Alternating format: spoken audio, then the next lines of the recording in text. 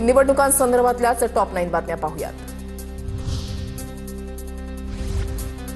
शरद पवारांच्या राष्ट्रवादीकडून निवडणुकीची तयारी सुरू. 300 अर्ज पहिल्याच दिवशी संपले. इच्छुकांना उमेदवारी अर्ज घेऊन जाण्यासाठी उपलब्ध. खुल्या प्रवर्गासाठी 10,000 रुपये आणि राखीव प्रवर्गासाठी 5,000 रुपये अर्जाची किंमत.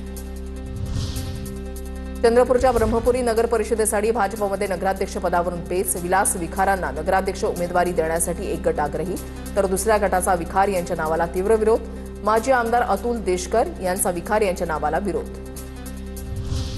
रायगडच्या रोह्यामध्ये राष्ट्रवादीला धक्का. राष्ट्रवादीच्या नेत्या शिल्पा अशोक धोत्रे यांचा शिंदेच्या शिवसेनेमध्ये जाहीर प्रवेश. या कार्यक्रमातच नगराध्यक्षपदाची उमेदवारी जाहीर.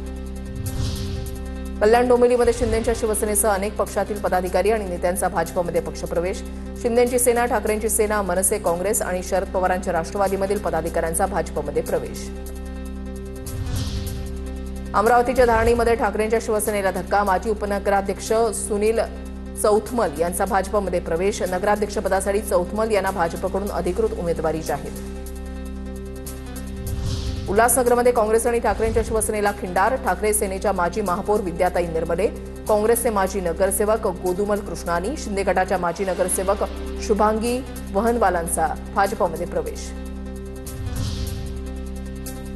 उपमुख्यमंत्री अजित पवारांना पुणे जिल्ह्यामध्ये धक्का. अजित पवारांच्या राष्ट्रवादी काँग्रेसचे जिल्हाध्यक्ष प्रदीप गारटकर उद्या आपल्या पदाचा राजीनामा देणार. जळगावच्या कांचननगरमधील नागरिकांचा मतदानावर बहिष्कार टाकण्याचा इशारा. परिसरामध्ये विकास न झाल्यास मतदानावर बहिष्कार टाकण्याचा इशारा. रस्त्यांची दुरवस्था, गैरसोयी होत असल्यानं नागरिक संतप्त. पुण्यामधल्या भोरमध्ये सतीश चव्हाण यांची काँग्रेसच्या तालुकाध्यक्षपदी निवड. संग्राम थोपटे यांच्या विरोधात निवडणुकीमध्ये काँग्रेसचे उमेदवार देण्यासाठी जबाबदारी. आता पाहूया टॉप 9 महत्त्वाच्या राजकीय बातम्या. मुंबई मनपा स्वबळावर लढणं हा काँग्रेसचा निर्णय. राष्ट्रवादी काँग्रेस शरद पवार गटाचे नेते जयंत पाटील यांची प्रतिक्रिया.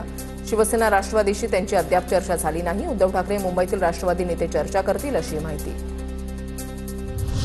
अरुण गवळीची कन्या योगिता गवळी मनपा निवडणुकीच्या रिंगणामध्ये उतरणार. भायखळा 207 प्रभागामधून योगिता गवळी निवडणूक लढवणार. याआधी अरुण गवळीची भावसय वंदना गवळी आणि थोरली कन्या गीता गवळी यांनी लढवलेली आहे पालिका निवडणूक. जितेंद्र आव्हाडांच्या पत्नी ऋता आव्हाड ठाणे महापालिका निवडणुकीच्या रिंगणामध्ये उतरणार. कळव्यामधल्या प्रभाग क्रमांक 23 मधून निवडणूक लढवणार असल्याची माहिती. जिल्हाध्यक्ष मनोज प्रधान यांच्याकडे अर्ज सादर. खासदार नारायण राणेंच्या मार्गदर्शनाखाली युतीसाठी प्रयत्न केले. ज्यांना युती करायची आहे त्यांच्यासोबत युती होईल. निलेश राणेंची प्रतिक्रिया. पिंपरी चिंचवडमध्ये कांचन जावळे भाजपच्या तिकिटावर निवडणूक लढवण्यास इच्छुक. TV, fridge, washing machine, cycle 50%. मतदारांना 50%मधून वस्तूंचं प्रलोभन दिल्याची चर्चा. रायगडच्या पेण नगरपालिका निवडणुकीमध्ये शिवसेनेसोबत युती करण्यास भाजपचा नकार, तर भाजपच्या नकारामागे सुनील तटकरेंचं षडयंत्र. आमदार महेंद्र दळवींचा खासदार तटकरेंवर आरोप, तर महेंद्र दळवींचं वक्तव्य निंदनीय. सुनील तटकरेंची प्रतिक्रिया. मी काँग्रेसचा कार्यकर्ता, भाजपसोबत कधीच जाणार नाही. खासदार शाहू महाराजांची भूमिका. स्थानिक स्वराज्य संस्था निवडणुकीबाबत शाहू महाराजांकडून स्पष्ट. अशोक चव्हाणांचे विश्वासू आणि उपनगराध्यक्षपदी राहिलेले भाजपचे लोहा तालुका मंडळ अध्यक्ष शरद पवारांचा अजित पवारांच्या राष्ट्रवादीमध्ये प्रवेश. राष्ट्रवादीचे आमदार प्रताप पाटील चिखलीकर यांच्या उपस्थितीमध्ये पक्षप्रवेश. कणकवलीमध्ये ठाकरेंची शिवसेना आणि शिंदेची सेना शहर विकास आघाडीच्या माध्यमातून एकत्र येणार. निलेश राणेंकडून शहर विकास आघाडीसोबत जाण्याचे संकेत. कणकवलीमध्ये राणे विरुद्ध राणे लढतीचे संकेत. आता पाहूया टॉप 9 मोठ्या बातम्या. मीरा भाईंदरमध्ये काँग्रेसकडून बॅनरबाजी. बाळासाहेबांच्या स्मृती दिनानिमित्त काँग्रेसकडून बॅनरबाजी. मीरा भाईंदरमध्ये काँग्रेस शिवसेना एकत्र येणार असून भवियालाही सोबत घेणार असल्याची चर्चा. बाळासाहेब ठाकरे स्मारक समितीच्या अध्यक्षपदावर उद्धव ठाकरेंची नियुक्ती. नवीन शासन निर्णयानुसार नियुक्ती. स्मारकाच्या सदस्यपदी आदित्य ठाकरे आणि सुभाष देसाई असणार. भाजपचे पराग आळवणी, शिंदेचे शिशिर शिंदे ही सदस्यपदी.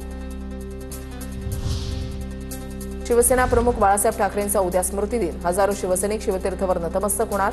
शिवाजी पार्कवर पोलिसांचा तगडा बंदोबस्त, तर मीरा भाईंदरमध्ये बाळासाहेब ठाकरे कलादालनामधील नाट्यगृहाचं मंत्री प्रताप सरनाईक यांच्या हस्ते उद्घाटन.